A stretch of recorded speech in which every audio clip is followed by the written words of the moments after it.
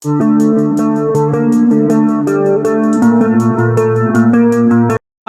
I'm Zach, and this is Challenger Vedic Astrology and Tarot. Welcome to the channel.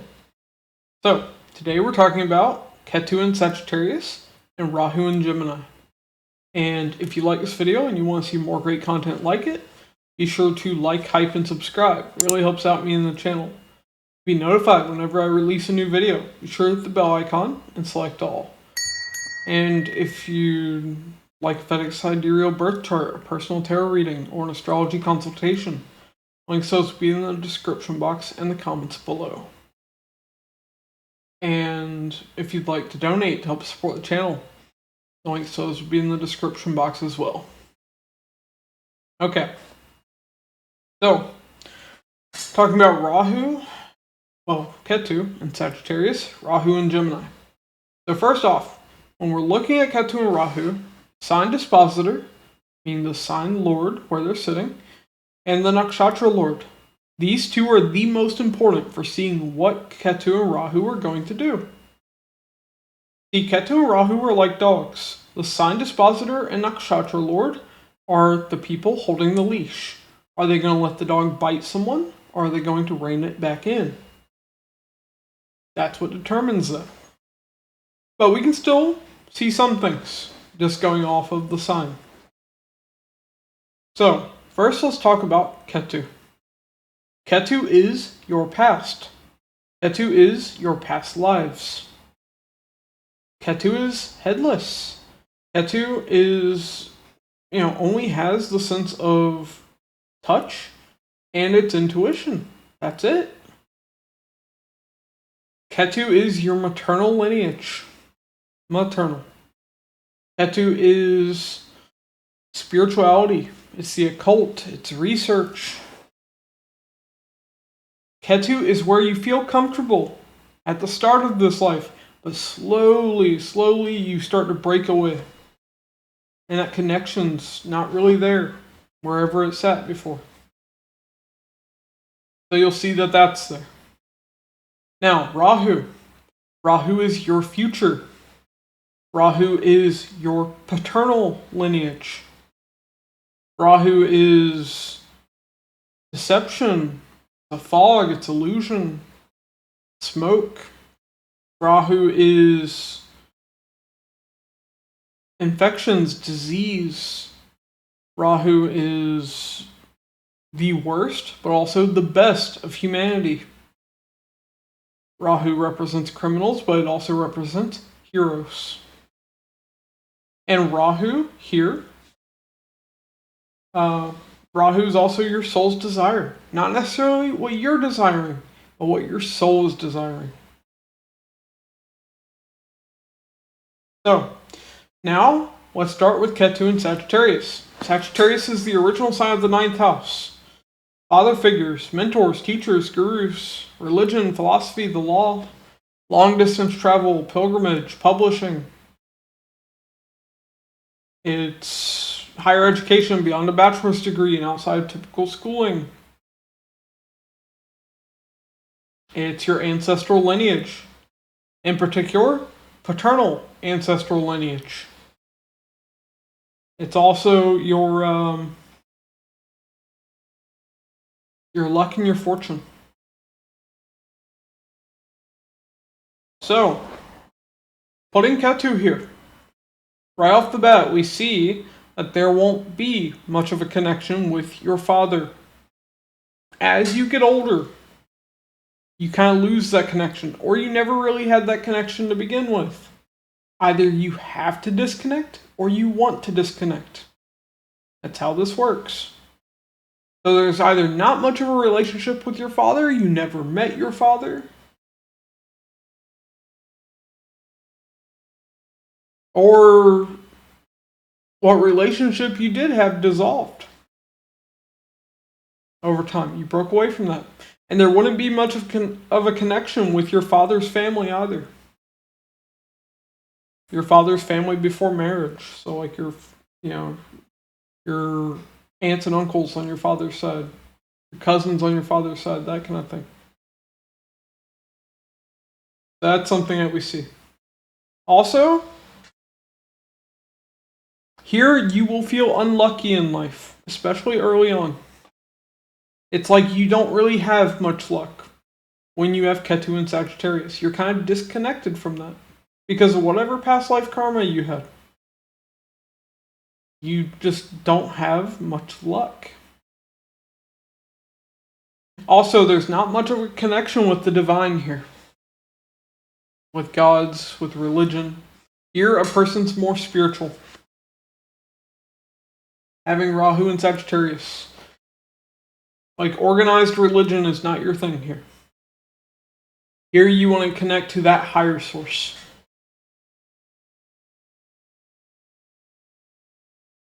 And not in a conventional way.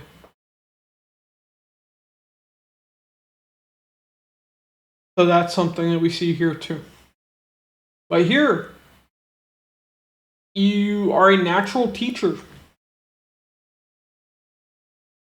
Having Ketu in Sagittarius makes you a natural teacher. Like, you are naturally gifted at that. That's one thing that you see here as well. It's like in your past lives, you were the guru. So now you're the one who knows how to teach others what to do.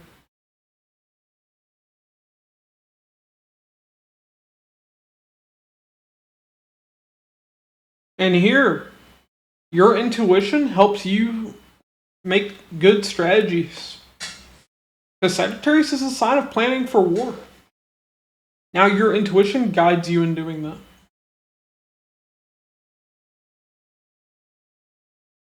Another thing that we see that you don't receive much support in, though, is financial institutions. Sagittarius is also tied to banking. So you don't really have the support of financial institutions when you have Ketu and Sagittarius. Also, your maternal lineage would have been teachers, would have been writers, could have been from a foreign, faraway place. Maternal lineage could have been religious, could have been tied to the law. Also, your intuition's actually very good when it comes to legal matters here as well. That's another thing with this. And here, you actually kind of possess ancient knowledge. Naturally, you just kind of know it already. Somehow that would be there. Because Sagittarius is a sign of ancient knowledge. Now, from your past lives, you're bringing that. But now, let's talk about what you're moving towards. You're moving towards Rahu and Gemini. So here, the planet of the hero is in the sign of the hero. Gemini is the sign of heroes. So, you don't have much luck in your life. Guess what? Heroes usually don't have a lot of luck. They have to struggle. They have to fight the battle. You have to be Link defeating Ganon. Hopefully there's some Legend of Zelda fans that watch me. Come on now. It's like the embodiment of Gemini. But you see, with this, you're going to struggle early in life. Your soul's desiring to struggle, to fight that struggle, to fight that battle. And you'll see, you're going to struggle. You're going to have lots of enemies that you have to defeat. You're going to repeatedly fail, especially if it's in Punarvasu. But either way, here you don't have success early in life. Early in life, you're unlucky, like that Ketu placement. Here, you have to struggle, but by your mid-30s, things start to change. Your life starts to improve. Because of all the shit you went through in life,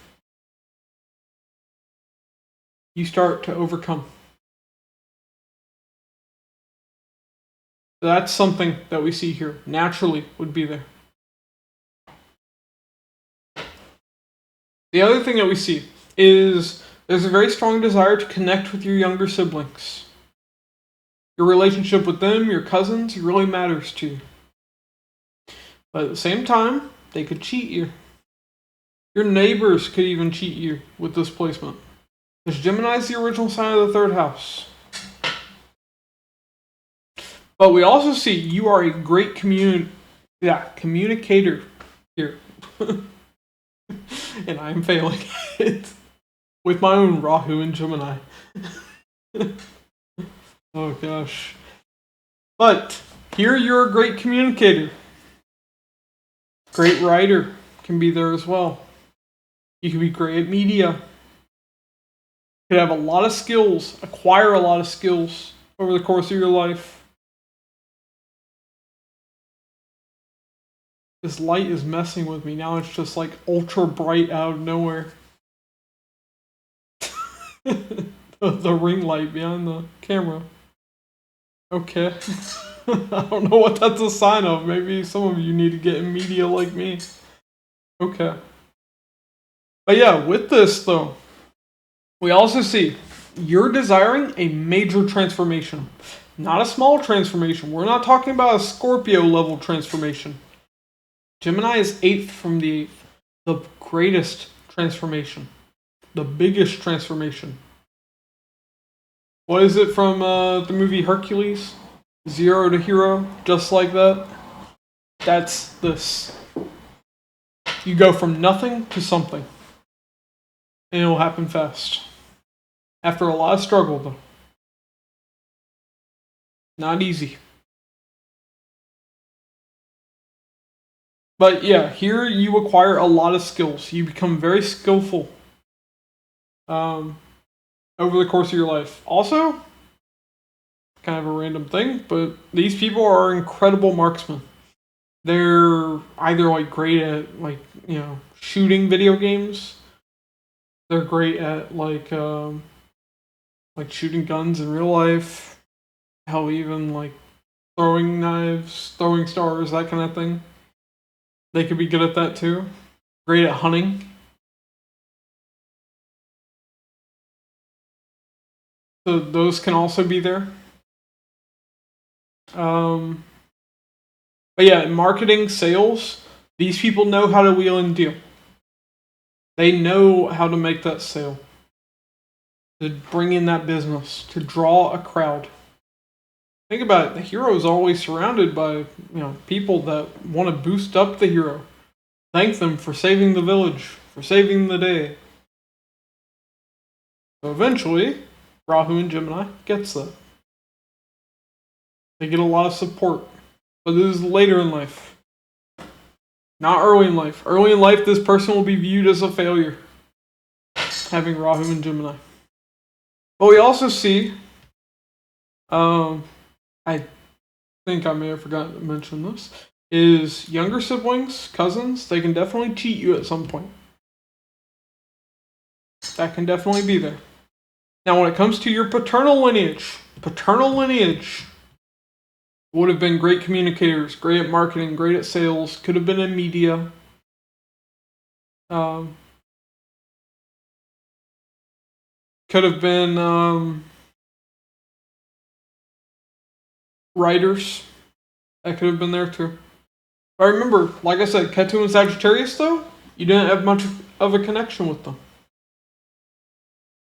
So you may not even know these things about them.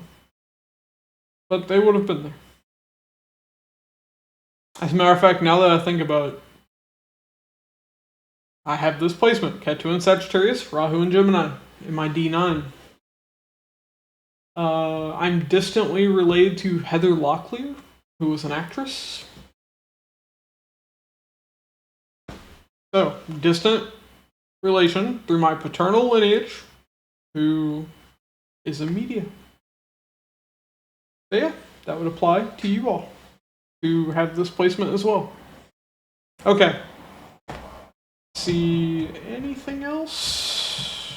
No, I think that's it. Yeah, with this placement, it's rough early on, I'll be honest with you. But when a person reaches their mid-30s, like I said, 0 to hero. Okay.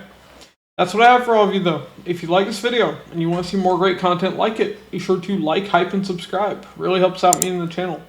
To be notified whenever I release a new video, be sure to hit the bell icon and select all.